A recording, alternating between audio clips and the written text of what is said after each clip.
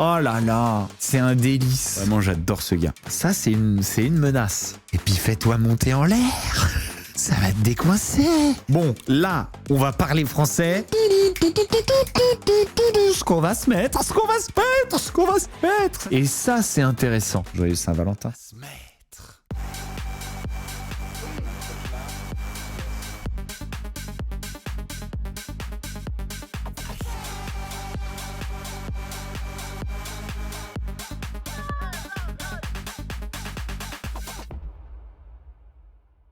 Bonsoir à tous.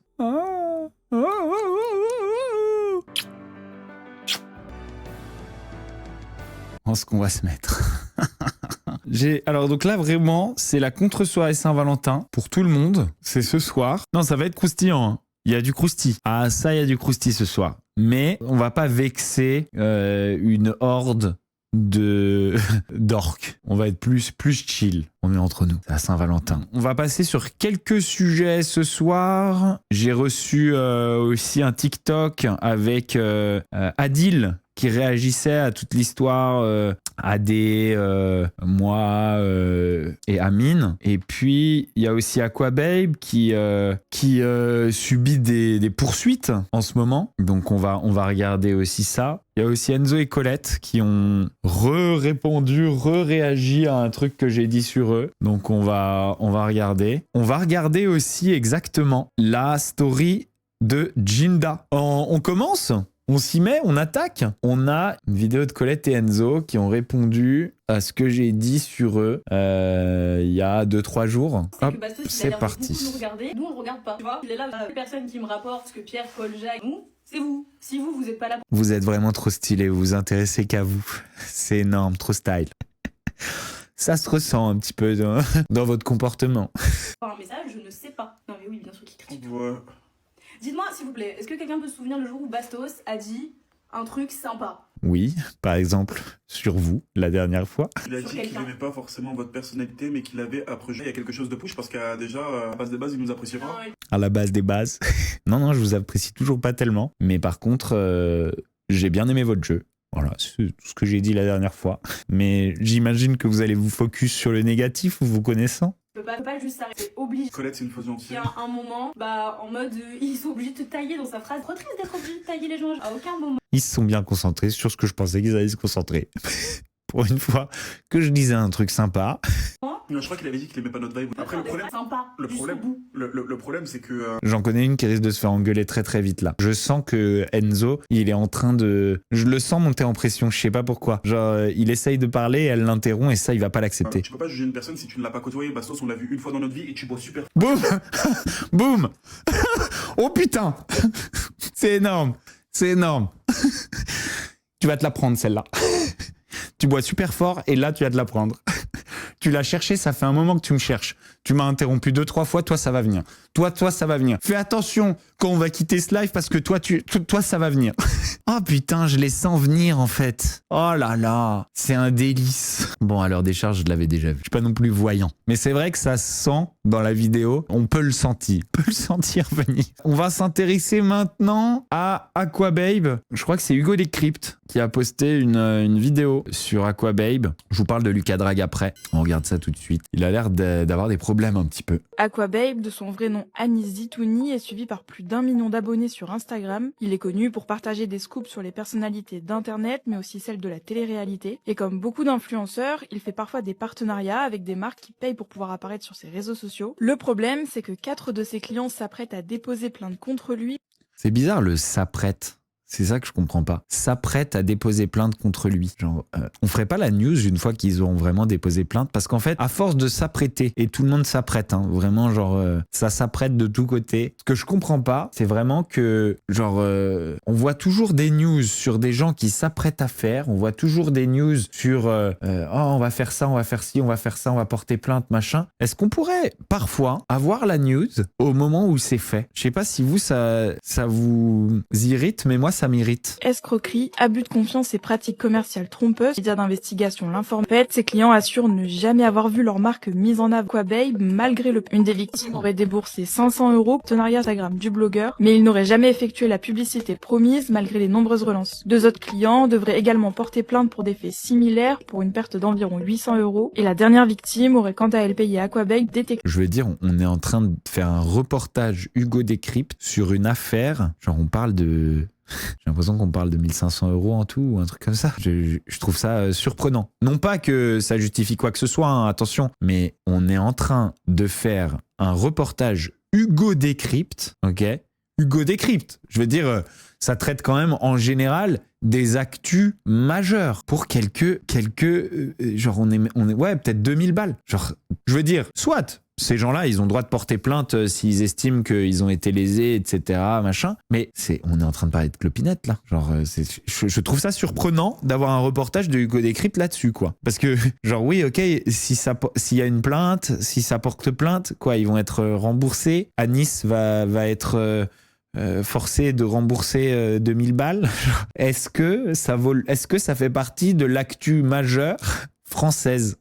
Je trouve ça assez surprenant, moi. Je sais pas ce que vous en pensez. Et je pense que on peut le décrypter, ça. On va le décrypter. On va décrypter Hugo Décrypte, si vous voulez, à la suite de ça. Mais toujours selon l'informé, l'enquête n'a jamais été réalisée malgré le paiement. Alors ce mercredi, un communiqué de presse posté sur le collectif d'aide aux victimes d'influenceurs qui soutient notamment plainte des engagements payés non tenus, mais aussi des manipulations et des intimidations. Le collectif réclame à la justice une intervention rapide. Pour le moment, Aquababe n'a pas encore répondu publiquement à ces accusations. À noter que le blogueur a déjà été condamné début 2024 à 4 mois de prison avec sursis après des menaces de mort visant un chroniqueur de Touche Pas. Des menaces de mort, à la limite, c'est quelque chose. Mais là, on est sur des clopinettes. Alors attention, hein, c'est des clopinettes qui peuvent, pour beaucoup de gens, peuvent représenter beaucoup. Hein, attention. Genre, je dis pas que c'est rien et je dis pas que c'est pas grave. Aquababe n'a pas encore répondu. Mais, on va quand même décrypter ça. Est-ce que Hugo Décrypte, sur ce coup-là, ne tenterait pas un petit peu de faire des vues là-dessus parce que c'est Aquababe, parce que ça surfe bien sur la vague influenceur criminel? J'ai quand même l'impression qu'un petit peu. Je trouve que ça décrédibilise un peu le média, je trouve. Genre, je trouve ça fou que personne réagisse, en fait. Je veux dire, il y a 1 million d'affaires dont on parle pas qui sont plus importantes en termes financiers que celle-là. Genre, vraiment, dans n'importe quelle campagne, il y a un mec qui a arnaqué 2000 balles à quelqu'un. Vous voyez ce que je veux dire? Il doit y avoir 1 million d'affaires en France qui sont plus importantes et plus graves que celle-là. Je trouve que Hugo Décrypte, le média Hugo Décrypte, se décrédibilise un peu en voulant surfer sur ce genre de truc. Parce que vous en pensez. Maintenant, moi, j'ai parlé à Aquababe. Donc, si Aquababe ne s'est pas exprimé publiquement, moi, je vais vous dire ce qu'il m'a répondu. Je vais vous dire ce qui s'est passé. Aquababe, il avait une manageuse sur les dernières années qui gérait à peu près tout et avec qui il avait une relation extrêmement toxique. Et du coup, il semblerait que lui, il ait jamais géré les histoires de partenariat et que ce soit elle qui les gère. Moi, par exemple, aujourd'hui, j'ai plus de manager. J'ai encore des partenariats une fois de temps en temps, mais j'ai plus de manager. Mais pendant une période, j'avais un manager. Mon manager aurait très bien pu discuter avec... Attention, hein, moi, je vous dis ce qu'il m'a dit et je vous dis pourquoi ça a du sens. Mon manager aurait très bien pu discuter avec un client, dire Bastos va faire ci, ça, et ne pas m'en parler, se faire payer et voilà.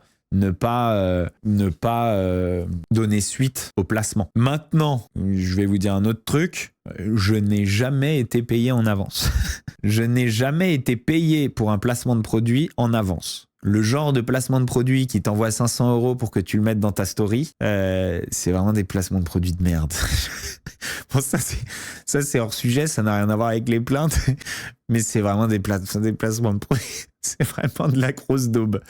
Genre, je veux dire, tout le monde travaille de la même manière dans l'influence sérieuse et il n'y a personne qui t'envoie 500 balles pour que tu fasses une story. Ça n'existe pas. Il y a un contrat, il y a un devis, il y a un placement qui doit être fait en suivant un brief. Il y a un échange pour une validation du contenu avant même le post, un échange qui peut démultiplier, c'est-à-dire qu'il peut y avoir jusqu'à 4 ou 5 demandes pour changer des trucs. Il y a un échange qui peut être hyper long. Quand c'est hyper long, d'ailleurs, c'est insupportable. Et à la suite de ça, il y a un post qui est validé. Une fois que le post est validé, on donne les stats au bout d'une semaine, on renvoie les stats, et en même temps que la marque reçoit les stats, elle reçoit la facture qui peut être faite par le manager ou par l'influenceur qui s'en occupe lui-même. Mais en tout cas, tout ça, je pense que ça va être très fouillis parce que quelqu'un qui t'envoie 500 balles pour faire une story, à mon avis, genre, c'est fouillis. Voilà, tout simplement, c'est fouillis. Je pense que... Moi, je suis pas en train de défendre Aquababe, je suis pas en train de... Je vous dis juste ce qu'il a dit. Je suis pas en train de défendre sa manager, puis pas en train de me mettre d'un côté ou de l'autre, mais je vous dis que ça va être fouillis. Ça va être fouillis parce que, je veux dire, c'est pas des manières de faire, tout simplement. Ça va être fouillis pour tout le monde. C'est pas des manières de faire. L'influence, ça fonctionne pas comme ça. L'influence, c'est un métier qui est régulé. Tout ça, je veux dire, c'est comme dans une entreprise. Et c'est pas, tiens, je t'envoie un Lydia de 500 balles, tu fais une pub pour mon kebab, en disant qu'il y a du bon veau dedans. Pour ma pizzeria, ma pizza aux pâtes, ma pizza aux pâtes bolo. Non, c'est fouillis. Voilà, tout simplement, c'est fouillis. En tout cas, du côté de Aquababe, il aura pas trop de mal à se dédouaner de ces histoires, étant donné les problèmes qu'il peut avoir avec la justice, pas avec la justice, avec sa manager. Et après, ça va être fouillis. Oh là là, ça va être d'un fouillis. Moi, je serais la justice, vraiment. Je m'y intéresserais pas. Genre, vraiment, je serais la justice, je ne mettrais pas les mains là-dedans parce que ça sent le fouillis. Ça sent vraiment le fouillis. Je vous le dis, hein, je serais la justice, je ferais comme ça. Regarde. Ne le regarde pas. Ne le regarde pas. Ne regarde pas la plainte. En plus, pour l'instant, il s'apprête à porter plainte. Genre, tu veux porter plainte, ok, tu veux porter plainte, tu vas chez les flics, tu portes plainte. Enfin, Lucas Drag et Louise. Donc j'ai eu l'information comme quoi ils étaient en couple, oui. Que dire sans être trop négatif. Louise, c'est quand même l'ex de au moins 2 potes à moi que j'ai présenté aussi à Lucas Drag. C'est pas terrible déjà d'aller sortir avec l'ex de quelqu'un, d'un pote ou d'un pote de pote. Voilà, pas terrible. D'autre part, Lucas Drag, je le connais depuis longtemps. Il a toujours été attiré par l'influence, plus par l'influence des filles que par les filles elles-mêmes. Malheureusement, j'espère pas. Hein, j'espère pas. Je pense que je sais comment cette histoire se terminera. Et je pense que elle dira les mêmes choses que les autres femmes avec qui il est sorti avant, quoi. Enfin, passons. Non, on n'est plus amis avec Lucas. Il m'a utilisé comme ses meufs. On finit avec le dernier TikTok et c'est la réaction de Adil au drama qu'il y a eu sur les réseaux. C'est parti, on envoie. De mecs, pareil, quand j'ai rencontré plusieurs fois Adé, rien à dire, que ça soit Bastos ou autre, hein, tous les mecs qui étaient là, c'est des mecs que j'apprécie. Donc, et après, entre eux, je crois qu'ils se sont un petit peu chambrés d'après ce que j'ai compris. Donc c'est dommage parce que je crois qu'ils ont pris un petit peu la tête. Et qu'on disait qu'Amine il était parent, qu'il avait une femme et des enfants. Les gars, c'est pas vrai. T'as un mec, les gars, je vous jure, hein, de vrai qui soit venu à mon anniversaire, c'est une dinguerie. Hein, parce que généralement il bouge pas, hein, il va pas ce genre de soirée. C'est marrant quand même quand il essaye. Je vais pas foutre le bordel parce que j'adore Adil et tout. Hein. Je l'adore. Et quand il dit c'est une dinguerie qu'il soit venu à mon anniversaire, il dit pas. Il a failli dire c'est un mec trop cool, marrant, trop stylé et tout. Il a dit c'est une dinguerie qu'il soit venu à mon anniversaire parce qu'il va pas à beaucoup d'endroits. Ouais, bon, il y avait rien de. Elle était chic, elle était classe cette soirée. Hein. Mais en général, il va pas en boîte de nuit. Ouais, mais c'était pas une boîte de nuit. Peut-être que AD s'est senti un petit peu vexé aussi. En général, AD c'est un bon gars. Après, il fait ce qu'il veut. Hein. Ça marche bien pour lui. Moi, je suis pas là pour juger qui que ce soit, mais en tout cas, je sais que humainement parlant, c'est des bons gars, les gars. Et parfois, carré. Il y a rien de méchant des deux. Je pense pas. En plus, c'est deux bonnes personnes. Hein. 3 avec Emza, du coup, si vous le mettez au milieu. Mais ça a marché un peu le TikTok. Il y a quand même 23 000 likes dessus. Il n'y a pas grand chose à dire. C'était juste marrant de dire, normalement, il va nulle part. Là, il est venu pour mon anniversaire. C'est trop stylé. Genre, je sais pas, moi, si quelqu'un vient à mon anniversaire et je suis trop content qu'il vienne, je dis quand même, j'étais trop content qu'il soit à mon anniversaire parce qu'il est trop sympa. Je l'adore, il est trop sympa, donc je suis trop content qu'il soit là.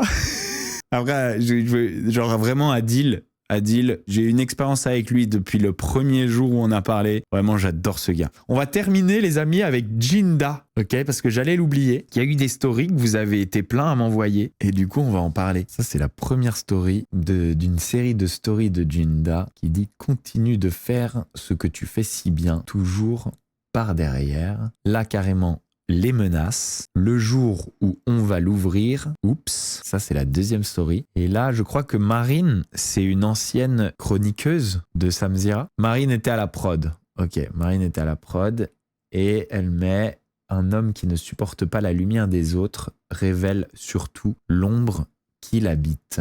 Moi, c'est surtout celle-là qui m'intéresse de ces stories. C'est elle qui a fait rentrer Jinda chez Sam, d'accord, Marine. Intéressant ça aussi. Ça, c'est une menace. Ça veut dire que peut-être elles ont des histoires à révéler sur Sam, des choses à dire sur ce qui se serait passé chez Samzira. En tout cas, moi, je vais vous dire, depuis que je travaille là-bas, j'ai rarement vu une équipe aussi professionnelle.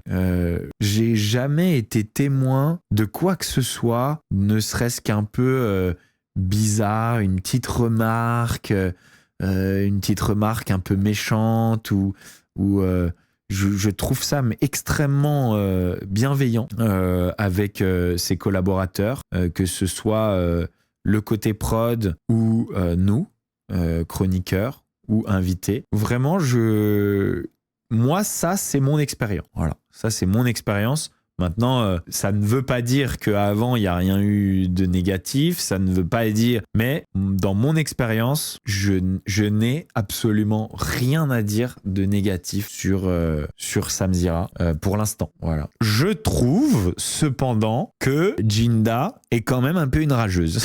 Qu'elle soit rageuse contre Sam, rageuse contre moi, rageuse contre les gens, elle a vraiment un truc d'aigri, quoi. Je suis désolé, je suis tombé parfois un peu sur ses lives. D'ailleurs, aigri dans tous les sens du terme, aigri de la vie en général. J'ai vraiment l'impression que c'est une personne qui a du mal à s'amuser, quoi, qui a du mal à sourire, qui a du mal à être good vibes, qui a du mal à transmettre de la positivité, quoi. Perso, c'est la vibe que je ressens. J'arrive, moi, un petit peu à la faire rire, et j'ai toujours réussi les fois où on s'est croisés. J'arrive un petit peu à lui tirer un sourire, j'arrive un petit peu à la faire rire. J'ai réussi aussi lorsque... un peu par erreur, je me suis retrouvé sur son live TikTok, malgré le fait qu'elle était vénère. Donc je pense que Jinda doit soit péter un coup, soit peut-être faire l'amour, ou je sais pas trop. Mais il y a quand même une vibe négative, quoi. Une vibe d'aigri éternel dans tous les domaines. Et même pas que pour parler de Samzira ou parler d'Aja. Genre vraiment, tous les sujets sont traités avec une aigreur. Je veux dire, allez quoi, Jinda, souris, amuse-toi, arrête de faire la gueule. Va sur Tinder. Enfin non, peut-être pas Tinder, mais mets-toi sur, je sais pas, sur Hinge ou sur Adopt. Trouve-toi un petit mec sympa et puis fais-toi monter en l'air. Ça va te décoincer. Je suis à ça de réaliser son rêve éternel, de l'emmener en van date et puis, je sais pas, de m'en charger moi-même, quoi. Parce que bon... C'est vrai que du côté de Jinda, ouais, c'est dommage un petit peu cette aigreur éternelle, cette négativité éternelle. Bon, alors attention, par contre, si t'as été victime de quoi que ce soit, alors arrête de faire des sous-entendus et du teasing, et vas-y, dis-nous, vas-y, balance ce que t'as vécu, parce que ça, il faut quand même le prendre au sérieux, dans le cas où elle aurait vécu, je sais pas moi, des remarques méchantes, ou je sais pas, n'importe quoi. Moi, honnêtement, j'arrive pas à voir Sam comme ça. Mais c'est comme ça la vie. Parfois, il y a des trucs qu'on voit pas forcément, il y a des trucs qu'on ressent pas forcément. Tout le monde est différent. Tout le monde est différent avec selon les personnes, etc. Donc attention, hein. Voilà, je veux pas discréditer, mais arrête de teaser. Ça fait un moment que tu teases quand même. Ça fait... Vas-y. Parle, parce que le jour où on va l'ouvrir, écoute, Elle dit sans arrêt qu'elle parle français. Au final, elle dit jamais rien. Exactement, c'est ça. Elle adore dire on va parler français. Voilà, elle adore dire ça. Bon, là, on va parler français. Et puis en fait, elle dit jamais rien. Voilà, elle dit jamais rien. À part le jour où on va l'ouvrir. Voilà, au final, ça parle plus chinois que français. Voilà. Mais par contre, attention, à prendre quand même avec des pincettes. Voilà, je dis pas qu'elle ment, je dis pas que... Ou alors, vas-y, envoie-moi un message, Jinda. Envoie-moi un message et dis-moi. Moi, je suis grave intéressé. Si t'as vécu des trucs, envoie-moi un message. Et moi, perso, je travaillerai pas avec quelqu'un qui a fait souffrir des gens. Voilà, je trouverais ça pas cool, pas éthique. Vous voulez que je lui envoie un vocal? Je peux lui envoyer un vocal. Hello ma petite Jinda d'amour.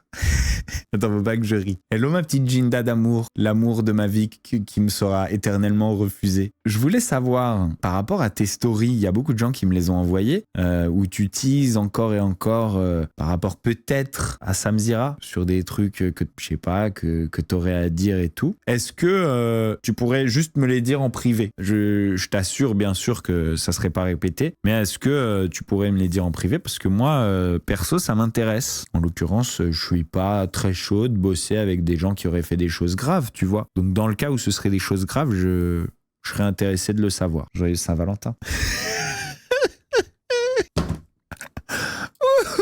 Ah oui, je voulais checker sur Ticlip, parce que ce qu'on n'a pas regardé sur Ticlip, c'est combien fait Magali Berda en live TikTok. Et ça, je m'en suis rappelé il y a 2-3 jours. Pourquoi j'ai pas regardé combien fait Magali Berda en live TikTok? Et ça, c'est intéressant, parce qu'on est quand même sur une reconversion inattendue de la part de Magali Berda, qui fait des live matchs sur TikTok. Et je sais pas pourquoi j'ai pas... J'aurais dû en parler d'ailleurs sur Aja. J'aurais dû réfléchir à ça avant, j'aurais dû me poser la question, j'aurais dû aller voir et j'aurais dû intégrer ça sur le live de Aja. Tant pis, c'est pour moi. Ce qu'on va se mettre.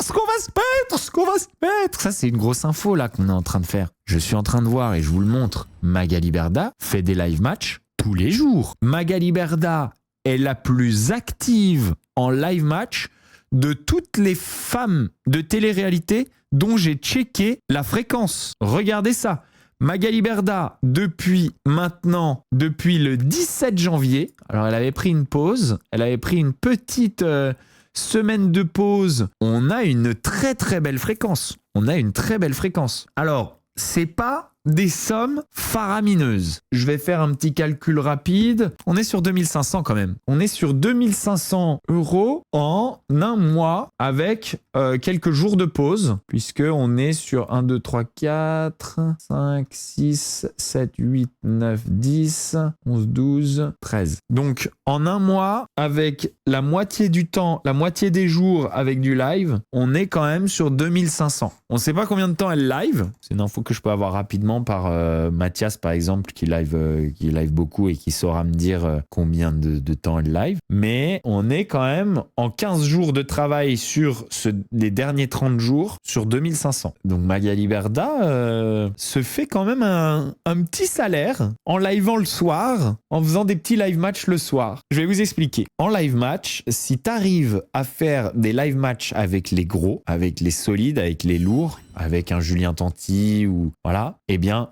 boum, ça pète. Parce qu'en fait, l'audience se répartit un petit peu, etc. Toi, tu peux être nul, mais si tu arrives à faire des live matchs avec les gros, tu vas faire un gros score. Donc, j'imagine que Magali Berda profite un petit peu de son réseau pour, par exemple, liver une fois de temps en temps avec un Julien Tanti ou avec qui aujourd'hui elle est plutôt réconciliée, je pense. Et puis d'autres de ses talents, tout simplement. Pas mal. Surtout, il faudrait savoir combien d'heures elle live à chaque fois. Mais je pense que Magali Berda, elle n'a pas le temps d'en faire sa journée. Contrairement à certains autres... loustique. Voilà les amis, c'est tout pour cette vidéo. Si vous l'avez kiffé, n'oubliez pas, mettez un petit pouce bleu, souscrivez à la chaîne, activez la petite cloche pour louper aucune de mes vidéos sur Bastos TV. Je vous dis à très bientôt. Ciao. Oh, ce qu'on va se mettre. Joyeux Saint-Valentin à tous. Je vous aime fort. Oh, ce qu'on va se mettre.